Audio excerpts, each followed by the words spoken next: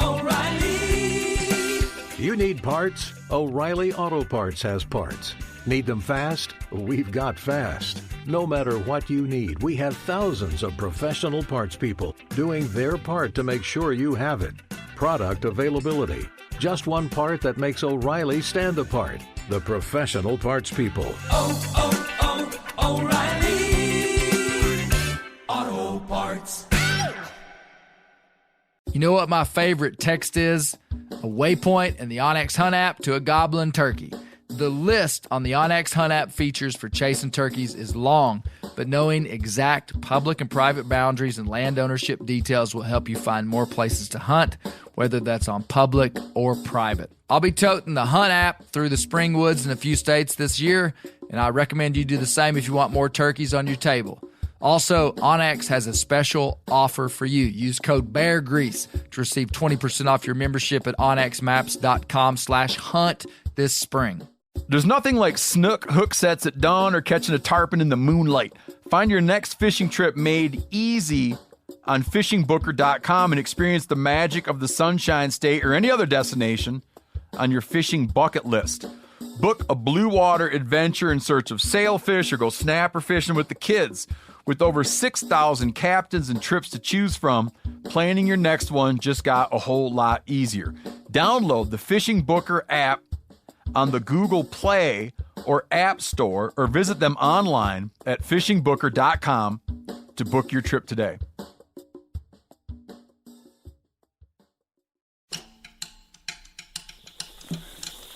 All right, River, we're gonna turn these dogs out by this pond.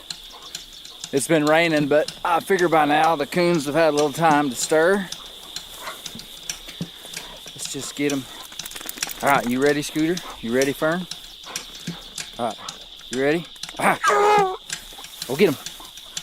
On this episode of the Bear Grease Podcast, we're going deep into human history to explore the impact of man's best friend, the dog, on us. I'll interview some lads that use their canines for some unique tasks, and I'll interview anthropologist David Ian Howe, who specializes in the dog-human relationship, and we're searching for answers because there are some new ideologies trying to change the rules on how humans use dogs in modern times. Then we'll go into the night woods and listen to my dogs work as we reflect on this question. Is partnering with dogs an essential definer of our humanity? Do you ever think that this is ridiculous and kind of irrational? No, of course not. How much we love our dogs? Of course not. It's totally rational. Totally. You think so? I think I'm not it is. so convinced. You know, most people are home watching Netflix right now.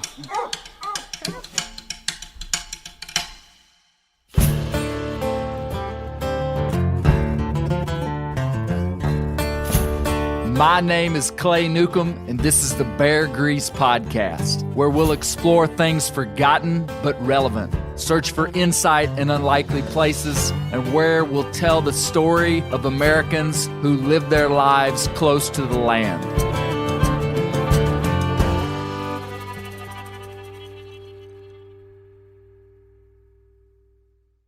I like dogs. I always have. But not in the typical way you'd expect a person in 2020 to like a dog.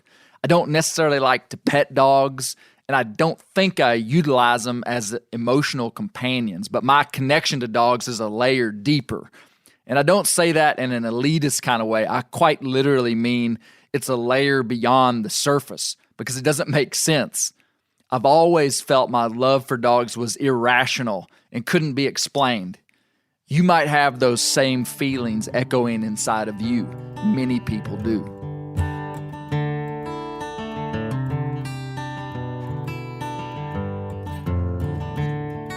My grandfather, Lewin Newcomb, was a bird dog trainer to the core. He grew up in an era when quail in the South were thriving. Every other farmhouse you drove past might have a pair of liver-spotted pointers or an English setter behind the house. He understood dogs and how to partner with them. But what was notable to me was the place of regard the bird dogs held in his internal hierarchy of important things. They were dang near at the top. If you look at this from a completely rational perspective, you'd assume the dogs must have provided some essential component of survival. But he and my grandmother didn't live off quail meat. Without trying, he built in me a love for country stores, pies made from scratch at country diners, biscuits and gravy, and homegrown sweet corn. But the most dominant feature that he instilled in me, aside from components of my internal character and faith, was his irrational, high-ranking platform that he placed his dogs on. There's something deeper to be explored here.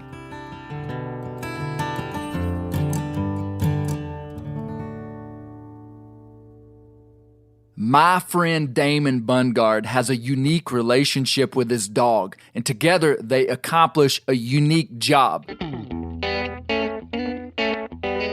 Aside from the fact that I think Damon and his dog Jaeger look like each other, both handsome fellows, of course, Damon has dedicated a good chunk of his life to his dog, and I want to explore their partnership.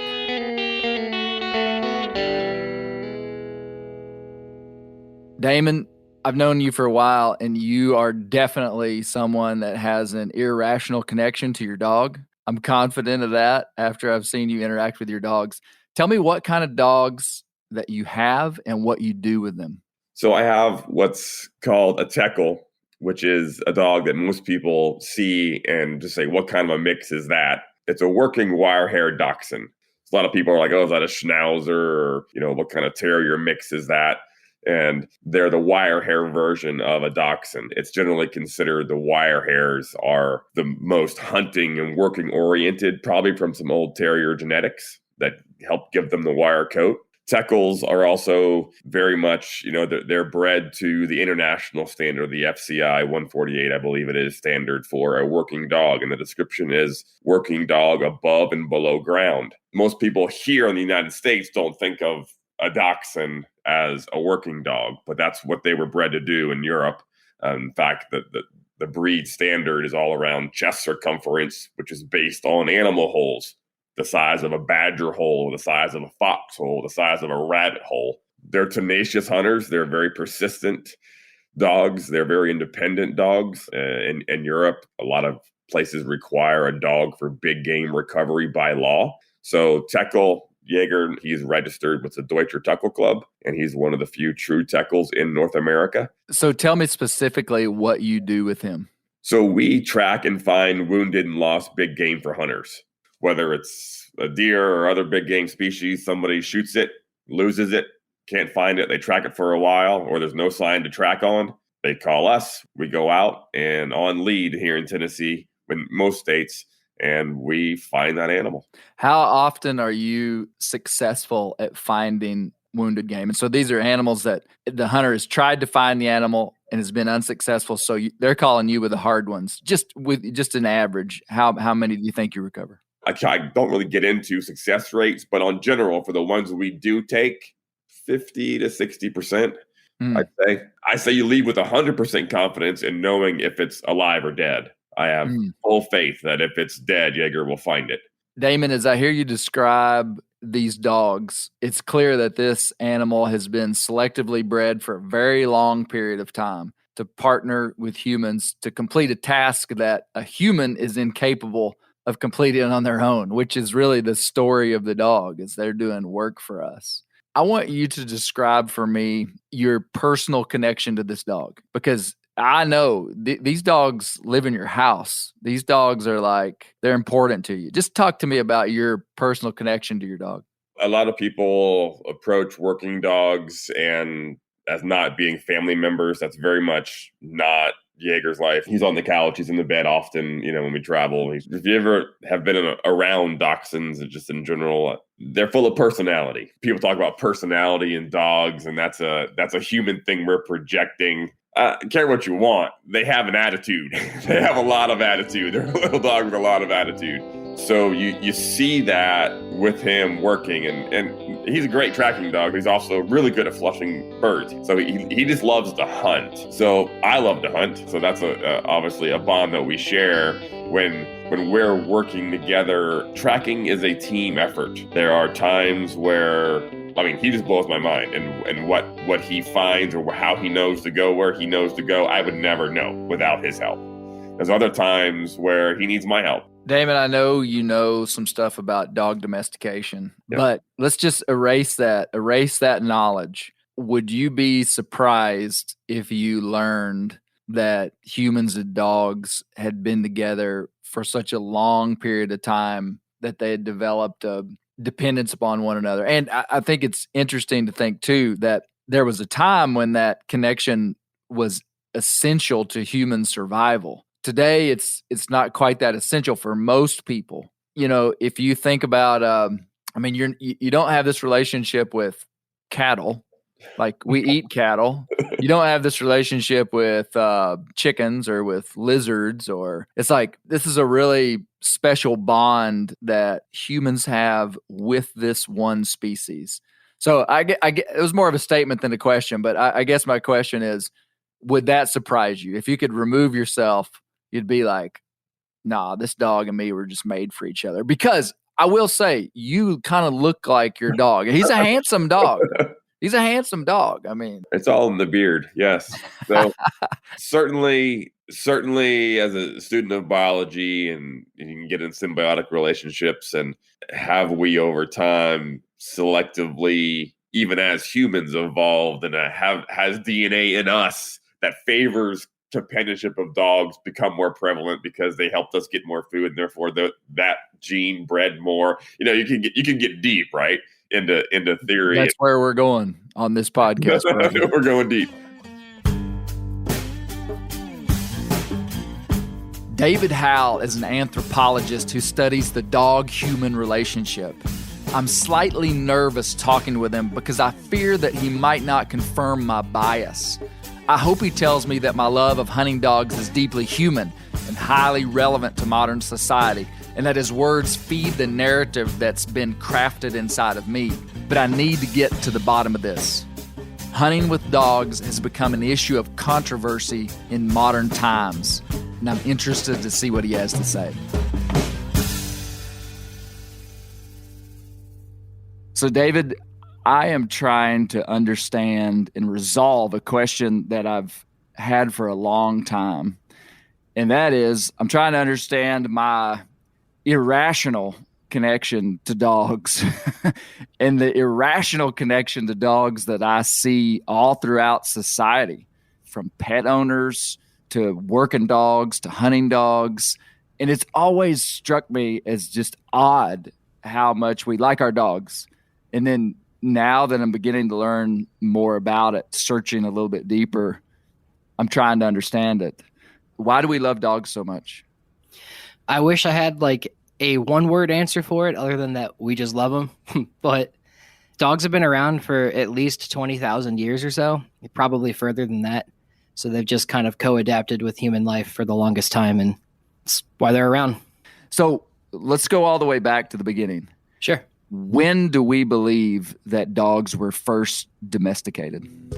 So this gets pushed back depending on which paper comes out, or what school of thought you're with. But the general consensus currently is 20,000 years is like the genetic signatures for a dog appear. A gene signature is about what you think it might be. It's a group of genes or a single gene that displays a unique characteristic only for that species. So if we compare that to modern, dog genomes and how their DNA looks, you can see that these remains that are found 20,000 years ago are dogs. But there could be stuff before that is the in-between a wolf and a dog kind of thing, because you can't just turn a wolf into a dog overnight, right? Right. So Where is the oldest known site where we believe that dogs were with humans and these dogs were domesticated? That it's hard to say because there's just so many dog remains that get found and wolf remains that you can't really say, okay, is this a wolf or is it a dog? If you find a wolf skull in a cave with human occupation, it could be a dog at that point. The best indicator that I go with is certainly by 14,000 years, we see a human and dog burial, where they're buried together. So at that point, we can say, even if it was just a wolf, like that relationship had formed. What part of the world is that particular 14,000-year-old site in? Yeah, that is in Bonn-Oberkassel, Germany. That was the first dog-human burials, the oldest known dog-human burials that we see. Correct. That one is kind of contested because it could be a wolf still. It's just a pup, so it's hard to tell. But either way, it's a canid burial with a human. But then in 10,000 years ago, there's one in Israel. It's up by the Sea of Galilee, and it's a Natufian site. So the first people to start, farming and doing agriculture. And there's a middle-aged woman buried with a puppy, and her hands like resting on the puppy. So that's definitive. To understand dogs, so in 2021, we just have dogs of all sizes, shapes, and colors that do all kind of stuff. All dogs domesticated from the one wild canine that we can trace it back to, which is the wolf. Is that correct? Yeah. It depends on your school of thought. We find new stuff all the time and keep dating it and keep checking the DNA, and it's a wacky picture.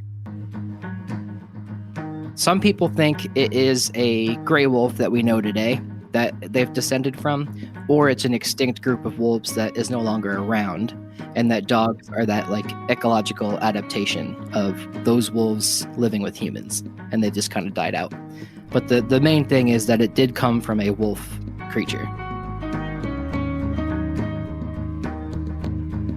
The genesis of the hundreds of dog breeds we have today came from the Victorian era in Britain when dog shows became popular. The United Kennel Club, or the UKC, currently recognizes over 300 different breeds of dogs. What brings us all together is understanding that these aren't different species. They're all the same species. The imprint of artificial or human influence selection is notable. It's hard to fathom that the genetic coding of a single species that looks very much the same, wolves, has such genetic scripting that in its genes you could get a pug and a golden retriever out of the same stuff. Amazing. Hey, did you know that originally all gray wolves were gray? A black wolf is the influence of domestic dogs hybridizing back into wolf populations. Naturally, there were only gray wolves. Put that in your pipe and smoke it. So to understand our connection to dogs, I think we got to go way back, and understand how dogs were domesticated. I know there's multiple ideas, multiple theories, and the beauty of anthropology in 2021, when we're so certain about so many things, is that there's some stuff that's so deep in history that we are uncertain. I love that. But there are definitely some theories of dog domestication. And you don't have to think too hard to perceive how it might have happened. But can you describe for me your number one theory, the theory that you like the best of how dogs originally became domesticated? Yeah, I can definitely do that. It's kind of involves two theories, but I can kind of merge it into one. And that is the idea that wolves and humans are kind of similar animals, not in the sense that, wolves aren't primates, but that wolves and humans have a similar social structure. We both cooperatively hunt, we talk to each other, and we work together to achieve goals. So humans entering Eurasia out of Africa or wherever, we're seeing wolves, behave the way that they do. And we probably took note of that and learned, okay, this is how you efficiently hunt bison. This is how you efficiently hunt, red deer or whatever, or reindeer is what we both ate a lot of, and noticed how that worked. And it's pretty metal is the way I would describe it. In the beginning of that, relationship forming, humans, let's say, live in an open air camp, like in the Czech Republic somewhere, and maybe in a mammoth hut structure, and they're cooking food out in the open. Wolves are going to smell that, and they're going to be like, okay, well, why would I bother hunting if I can just go sneak up on this camp at night and steal their food? So if we look at dogs today, we know there's junkyard dogs, there's dump dogs, they just scavenge food, and pet dogs do it too.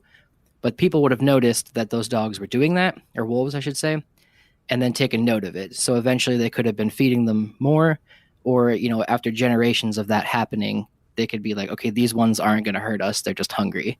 and that relationship starts forming that way. So what happened? Over time, there was benefit to the wolves that weren't as afraid of humans. Because there would have been some diversity in a wolf pack. I mean, just like there's diversity in all the same species, there's going to be animals that are more leery and others that aren't. So perhaps some of these wolves started gaining biological advantage by being less wary of humans because they're eating out of their camp. And then the humans started to take note of this, and like they just kind of started getting closer and closer. And then you think a human caught a wolf pup? Do you think they tamed a grown one? I mean, like I know there's multiple domestication acts happening all across the planet, probably at the same time. I mean, it wasn't just one initial act of domestication. Am I right? Sure. Yeah. And that's kind of where it turns into the different theories. So the base one is that for me, like that clearly we see it happen now, definitely happened then. But then from there, it determines like, did people take active note and then kill the aggressive wolves and say like, just leave the ones that are nice? Did they then start adopting their pups and raising them? Because they were like, oh, what if we just raised it from a puppy all day, its whole life? And then there's the other one where this was happening, and then while wolves and humans were hunting, they would have come into contact with each other, and the same thing kind of happened. So instead of scavenging at their camp, humans are like beating wolves to their kill, or waiting for wolves to kill something, and then they kill the aggressive ones, and the other ones go away. Hey, I've got a story to tell you, David. It's entirely possible for a hunter-gatherer to catch a canine wild pup. I know this because I've done it. David, one of my favorite stories, my boys were young. They were like 4 and 6 years old. We were out scouting for deer here in Arkansas. And I walked out in the woods on just a little jaunt. I left them kind of by the four-wheeler, and I said, hey, I'll be back in 5 minutes. I went for a little walk and jumped up. I don't know what they were doing, but it was 3 coyote pups that looked like 9-week-old puppies. You know, they probably weighed 8 or 9 pounds maybe. Mm-hmm. And they took off running. Well, I just by instinct just started chasing them. I ended up catching one of those suckers. To make a long story short, I was chasing him, and they just split off one by one. I was chasing 3, and then one would split off, and then I was chasing 2, and then one split off, and then I picked one to keep chasing. And I was running, and I remember I started running down this drainage. This coyote was hopping from rock to rock, and I fell, man. My head got in front of my feet, and I took a spill harder than I've ever taken a spill. As I'm falling, I'm trying to figure out what bone I'm going to break. I hit the ground, but what I was most disappointed about was I knew that the coyote was getting away from me. Well, when I hit the ground and realized I wasn't hurt, I lifted up my head, and that coyote pup had laid up in a ball about 4 feet in front of me. I guess he saw me like coming over him, and his instinct was to ball up. Well, he sees me raise up my head and look at him, and he takes off running again. So I jump up and take off running, and he darts in a hole, and I flip over this rock on top of the hole, and he's balled up right there. And I just reached down and grabbed him by the nape of the neck and picked him up. Took him home. We tried to tame him. He kept biting me. I kept him for about 4 weeks and never could tame him. But if I had really wanted to tame him, I could have. I was just afraid he was going to hurt one of my kids. So I turned the sucker loose. I hope this story somehow aids you in your studies of dogs and humans. For sure it does. Because one of my like weirdest, or not weirdest, I would say, but one of the biggest hangups I had with the, like, it's called the Pinocchio hypothesis, is adopting the wolf pups because you're trying to make it into a real boy or real wolf or whatever. Real dog, I guess I should say. I've always wondered, do people just stick their hands in wolf dens and risk getting their fingers bit off, or how does that work? Oh, I see. So there's a theory of domestication called the Pinocchio theory. Yeah. So either the mother died and they adopt the pups, or they just intentionally said, I'm going to make a dog today, and like went, or, we're going to keep it as a pet kind of thing. Yeah. Now that I know this theory, I'm a firm believer in it. I'm being serious. I think, because people that are on the landscape a lot, that are in the woods a lot, which obviously hunter-gatherers, for sure. They had nowhere else to go. You encounter dens and ground burrow dens like a wolf would have are very visible, as opposed to other types of animals that would have kind of vegetation nests as dens, that are camouflage. Like a hole in the ground is not camouflage. And, so I can see in prehistoric hunters also killed animals from their dens on purpose because it was a good ambush spot. I bet somebody saw a fresh wolf den, went over there with their spear or their atlatl or their rock or whatever they had, killed a wolf, and then was like, dang, I hear some pups whimpering. Reached in there and pulled out a few, brought them home, threw them to their 10-year-old son and said, hey, let's feed that thing, tame it. We've just created a whole new theory, David. There you go. That's cool. I don't get to work with modern hunters too often, so it's always nice to hear these stories. So the similarities between wolves and humans is fascinating. If a wolf that hunts in the pack, he's got to be tuned in to the nuance and obviously primarily nonverbal nuance of the pack members, because they have this hierarchy and significant social structure inside their pack that enables them to hunt. They have alpha male, they have total hierarchy. So that enabled wolves to move into a very similar hierarchy that humans had. And they would have been able to pick up on nonverbal cues, like when a human was upset with them, when a human was happy with them. They would have been able to perceive danger, that like this human wants to harm me or this human doesn't. So talk about that a little bit. How did our similarities bring us together? The biggest one that I've learned recently is that wolves kind of have a more monogamous lifestyle than other animals do. And it's not that they mate for life with one person. They rear their young together. And even if humans in the past were swapping, babysitting duty between the different people, the point is we put a significant amount of time into raising our young, and wolves do the same thing. All species adapt a strategy for rearing young. Some have lots of offspring and give little to no parental input, like a fish laying thousands of eggs. And in the biology world, this is termed R selection, or an R-adapted species. Remember that the R stands for reproduction, and lots of reproduction. Other species put significant inputs in smaller numbers of offspring, like an elephant, which its calf stays with the mother for 3 to 5 years. This is called K selection. And K refers to carrying capacity, even though those are two C's. Not sure the connection. Humans and wolves are both K-adapted species, meaning that we put a lot of parental input into our offspring. A wolf pup would respond pretty well to how humans obviously were to raise it. And that's why dogs, we kind of see puppies like babies to us now. There's like that hierarchy that they're used to, and they feed off of social cues. So if you watched wolves hunt or wolves eat, one always eats first. Some have to stay back and wait till later. That's something humans could replicate in the past, or just all sorts of little things like that. And like eye contact as well. Like you could just be like, no, and directly raise your voice and do it, and it might stay back, kind of thing. I guess the other thing too is that they have built into the structure of their biology a desire to submit to something. Like there's a boss.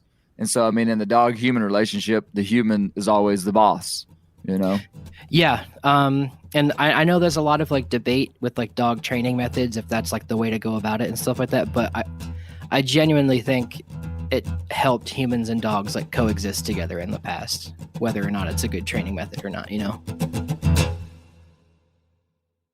O'Reilly Auto Parts are in the business of keeping your car on the road. O'Reilly Auto Parts offer friendly, helpful service and the parts knowledge you need for all your maintenance and repairs. I don't know if you stopped in at an O'Reilly lately, but I use one because we have one right not too far from my house. People there are super helpful. I don't care if I'm getting boat batteries, car parts, whatever. Love those guys. They got thousands of parts and accessories in stock, either in-store or online, so you don't have to worry if you're in a jam. The team at O'Reilly Auto Parts can test your battery for free, in or out of your car. If it needs to be replaced, they'll help you find just the right battery for your vehicle. If you need your windshield wipers replaced, a brake light fixed, quick service, they'll help you find the right part or point you to the nearest local repair shop for help. Whether you are a car aficionado or an auto novice, you will find the employees at O'Reilly Auto Parts to be knowledgeable, helpful, and best of all, friendly. The professional parts people at O'Reilly Auto Parts are your one-stop shop for all things do-it-yourself auto.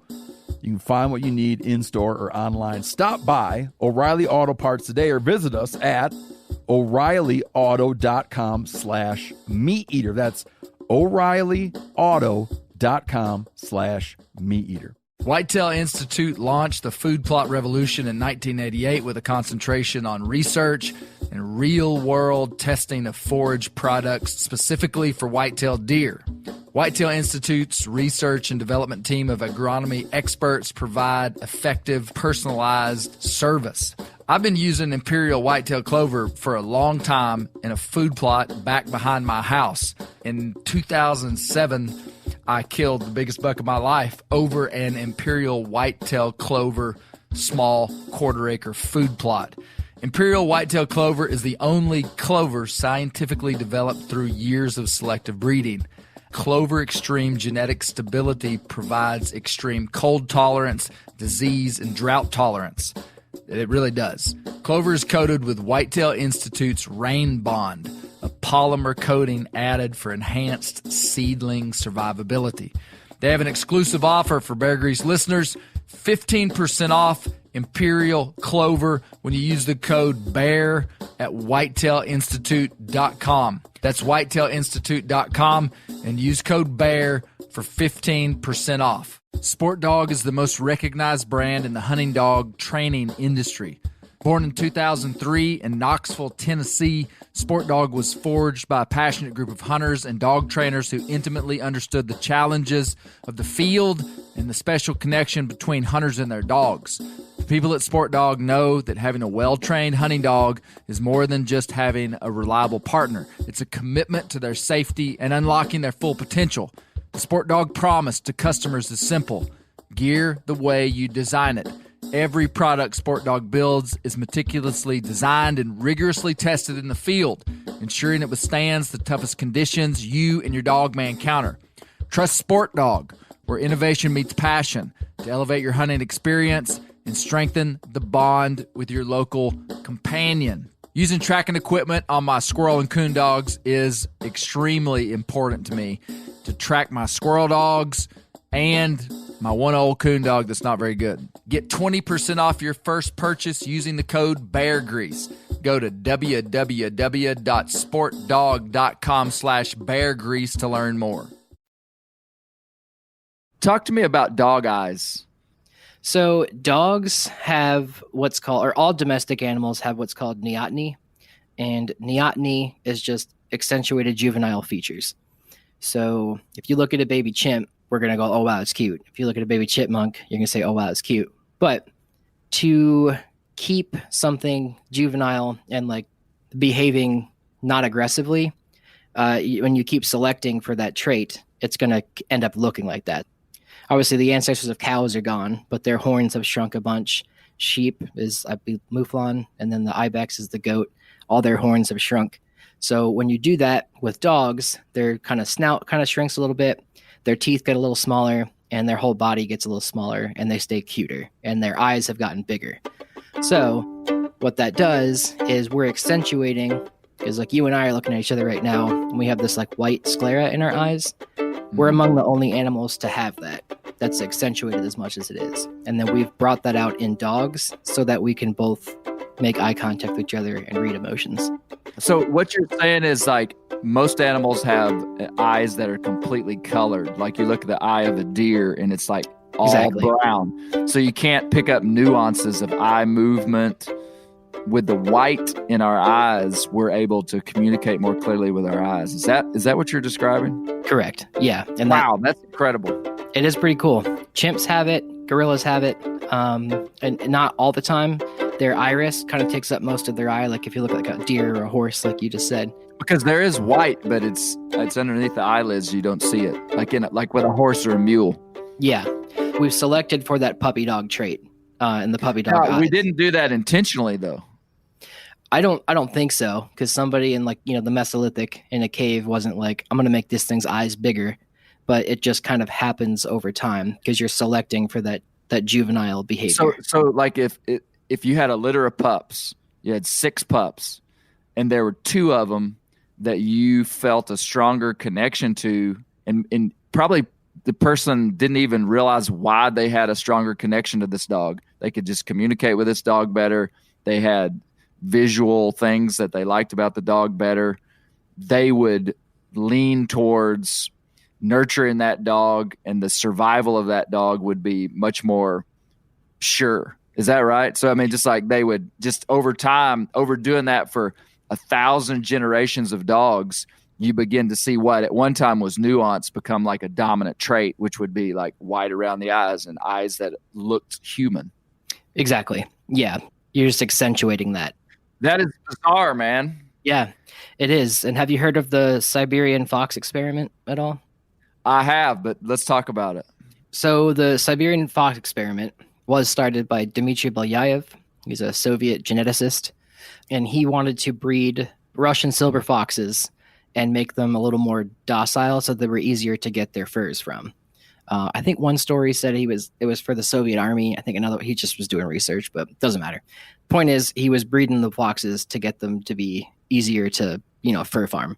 And that's kind of where the debate comes if it's a good or bad thing to do it from the beginning.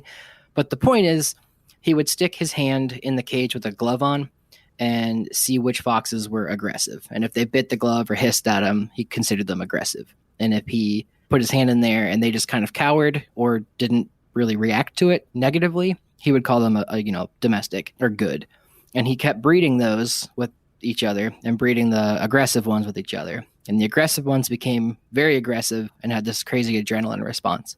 But the ones that weren't aggressive ended up getting floppy ears, their tails started to wag, they had spotted coats, and they had increased eye contact with people.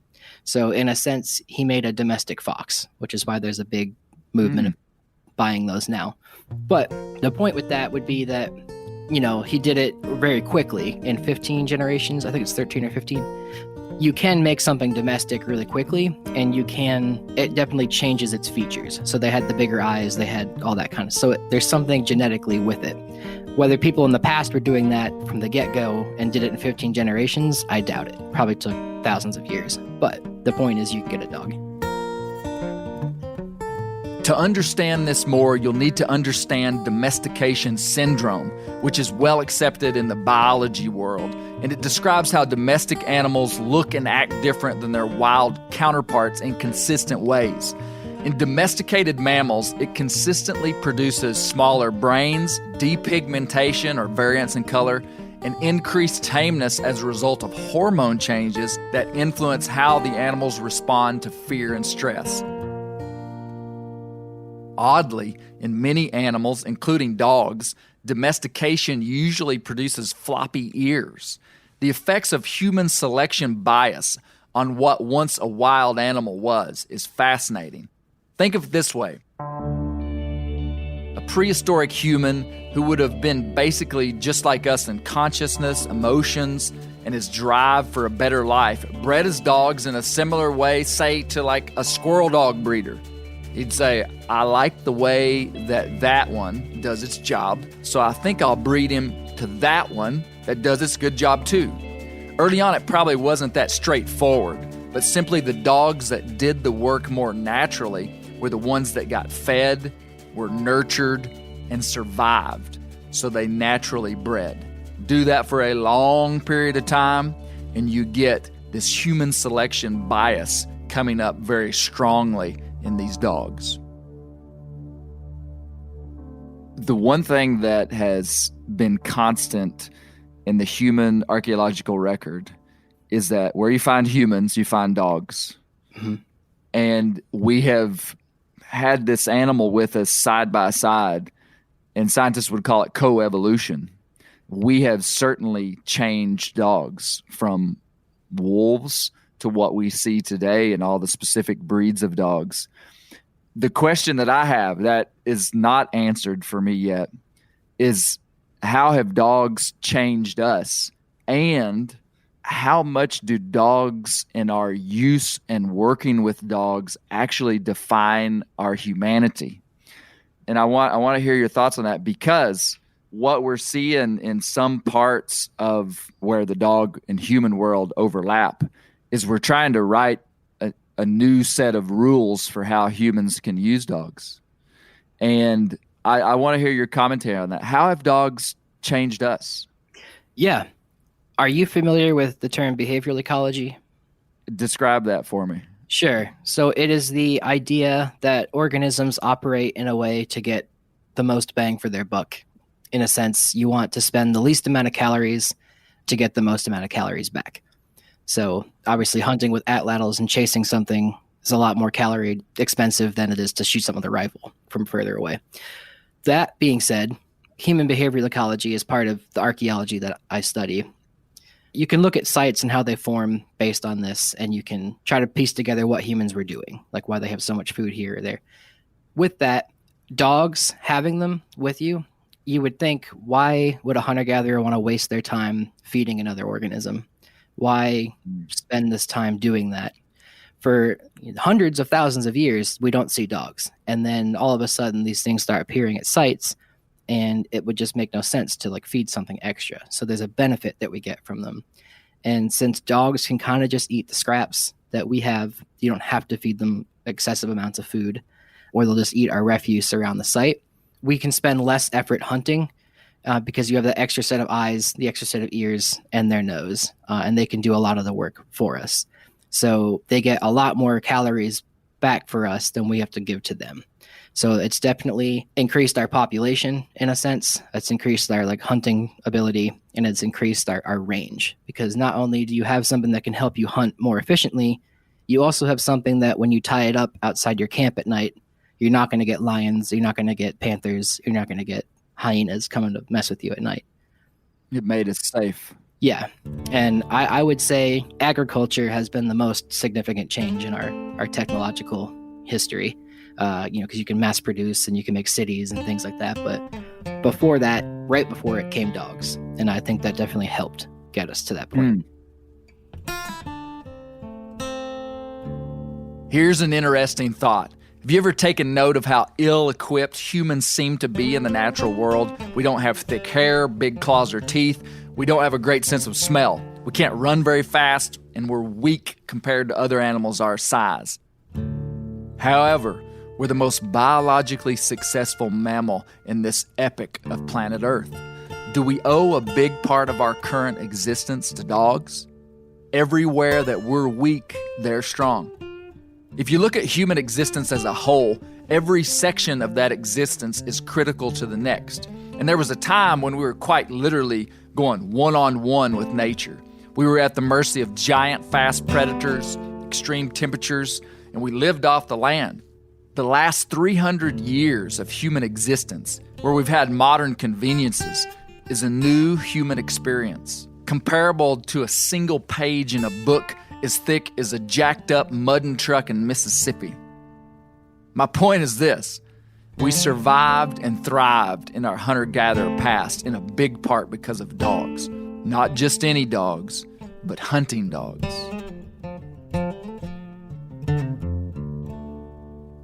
The story of the dog is synonymous with the story of mankind. And that really brings me to like why I wanted to talk to you, because like I said earlier, some people and ideas and philosophies currently today are kind of trying to change the rules about how humans use dogs, specifically inside of using hunting dogs, which is the very foundation of the reason we even have domestic dogs to begin with. Right. Like, the only reason you have a Chihuahua, the only reason you have a German Shepherd in your backyard is because of hunting. And then now in the hunting space, the most persecuted hunting in North America is big game hunting with dogs, particularly bears, mountain lions. And there's lots of different reasons why people see that. They think it's a relic of the past. They think it's barbaric. Some people would say that it's not relevant to modern times. What are your thoughts on that? I think we have dogs for this reason. That's what they're good at. And obviously, like, you're a bear hunter, you have dogs that are very good at hunting bear, I'd imagine. I talked to someone else recently about that same thing. And you're right. Like a German Shepherd is a guard dog, and it's a shepherd, and like it can do that behavior as a pet in a way. Like that's not its only job, but it can do it. A Chihuahua is just a toy dog essentially. But then you have dogs like coon hounds and other hounds, and like hunting dogs that are designed and bred for that, and it's doing them a disservice to not do that behavior. And that's where you get aggression issues, and that's where you get dogs that are always in shelters. I agree. I think there should be a way for dogs to do that kind of thing, and hopefully ethically. But if it's a bear hunting dog, let it bear hunt in an ethical manner. What I feel like is happening, like at the very core of the argument that dogs should no longer be used for hunting in the way that they have for the last, and let's be generous and say 14,000 years. Sure. Humans have used dogs for hunting. Maybe 20,000. I would make an argument that to take that away from me and my children would be to strip away a part of our history that's potentially even coded into our DNA, because we have been with dogs for so long. Just like we've changed them, there's kind of incalculable ways that they have changed us. And this connection, I read where they've done studies on dogs and humans, that when a human engages with a dog, there's oxytocin that is released, which is a chemical in the brain that humans crave and love. Most people aren't even aware of it. We crave it and love it, and it gives us a sensation of safety and pleasure. Mm-hmm. And the same chemical is released in a dog when a human engages with it and pets it. And so it's like this ancient irrational connection, and to simply for the sake of whatever reason that people would have in 2020 to say that's no longer relevant, I feel like is stripping away a part of our humanity. And I'm not cool with that, David. Yeah. I grew up in the greater New York area and didn't live out west, didn't get to experience the wilderness in a way. So I grew up watching stuff like this and being like, why would they do that? Like that. Don't do that to the animal. It like would hurt it. The cougar is going to die scared. The bear is going to die terrified, But I moved out west for grad school, ended up hunting pronghorn with my friends, got to gut it with stone tools. That was really fun. And I got to see some dogs hunt at one point. I've never done it myself, but you're right. In a sense, and like especially studying this at the same time, I was just fascinated by it, because what I'm studying in the past is people hunting with dogs. That's just the gist of it. And I can't understand that unless I watch dogs hunt now, or at least learn about it from people like you. And I agree. I think it's a practice that should be kept because it is an integral part of our relationship. And obviously dogs sniffing, dogs being sentries, that can stay. Why couldn't that stay?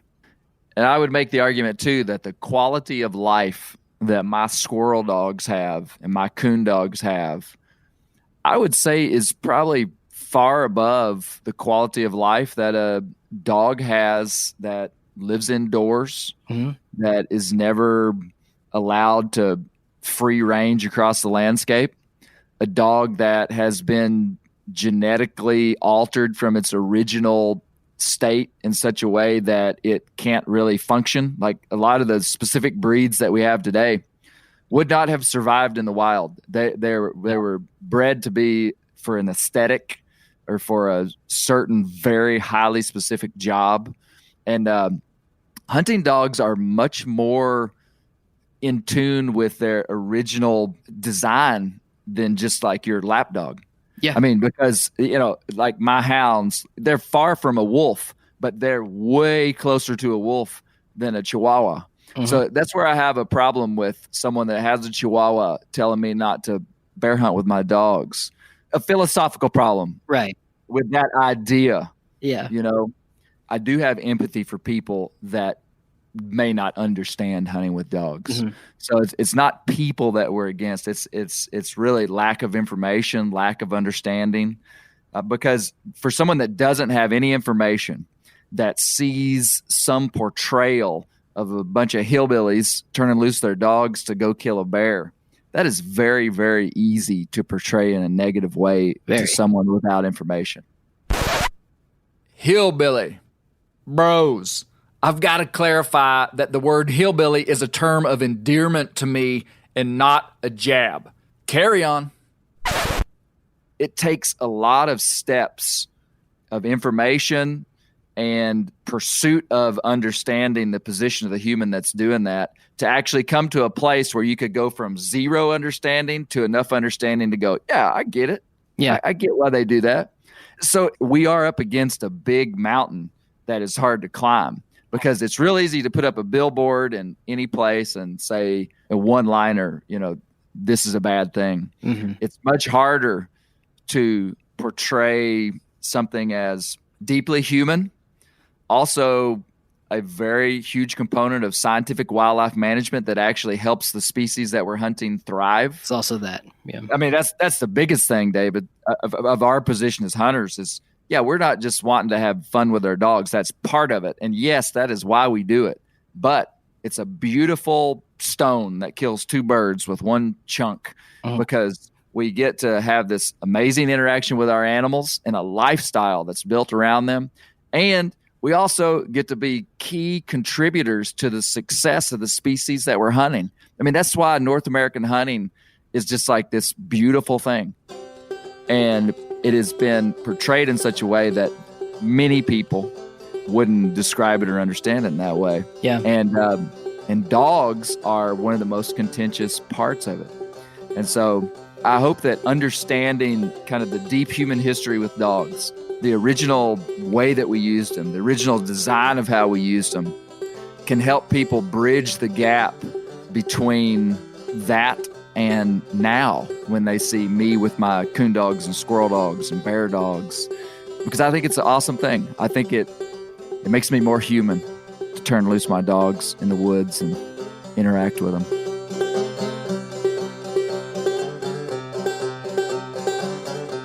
I'm raccoon hunting with my daughter River using our American plot hounds. We've free cast the dogs into the darkness, meaning we've just turned them loose with GPS collars on so we can keep track of them, and they've gone out and found the fresh scent of a raccoon.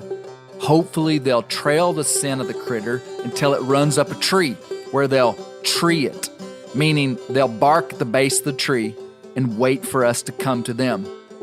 Following hounds that you've trained is a rare human pleasure, tickling ancient mechanisms inside of me that are beyond reason. And our hunting serves an important role in wildlife management. We're in for a treat.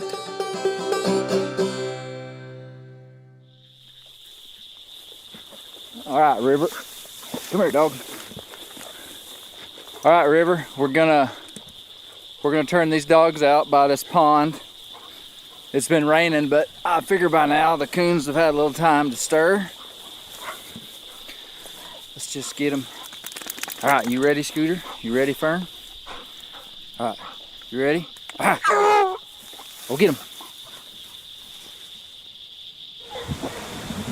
Did Fern just bark?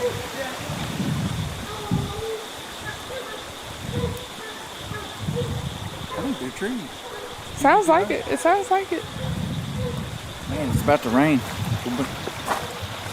Are they moving? I don't. Let's just walk out here.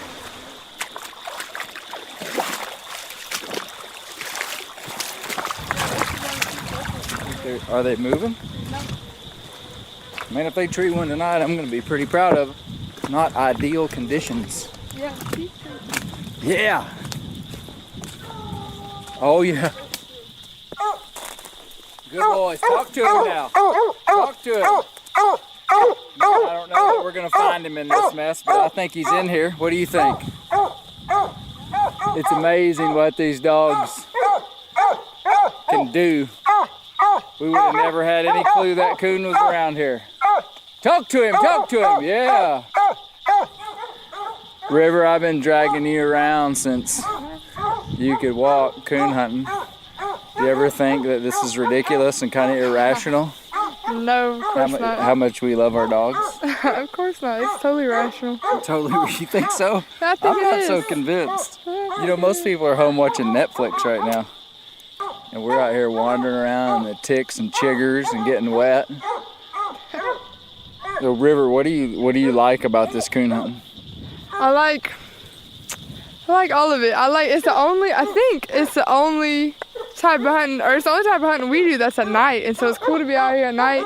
And then, I mean, it was so fun training these dogs. I mean, I remember when I was like 12 years old and training Fern, and it was like the coolest thing in the world. And it's so cool now that she'll go treeing by herself, and that we taught her how to do that. So it's awesome to see that. And then it's also the only kind of hunting you can talk through. So you don't have to sit still. You don't have to sit still. When the You can dogs bring go do a people. lot of the Yeah. You can bring your friends. You bring your friends and bring your dogs. and your dogs. Because your dogs are your friends. And your dogs are your best friends. Good boys. Good boy. Good boy, Scooter. You're a good boy. All right, he's in a hole. We ain't gonna find him. We ain't gonna find him. Come here, Fern. Let's go home.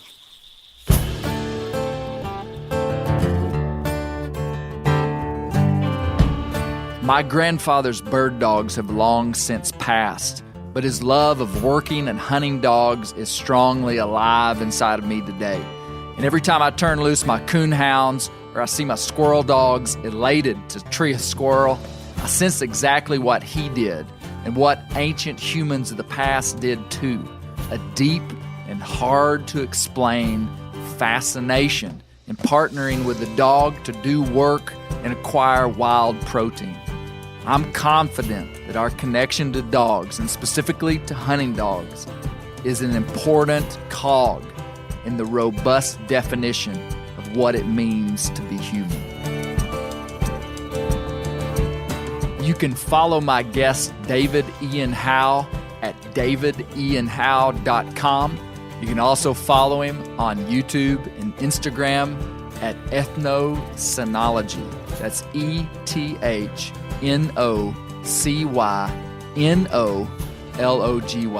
Ethnocynology, which is the study of dogs and humans. Check out David Ian Howe.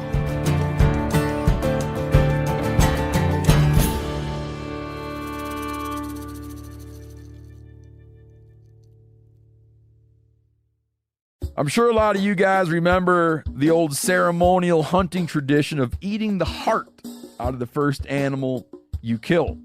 Meat from those organs are among the most nutrient-rich foods on the planet.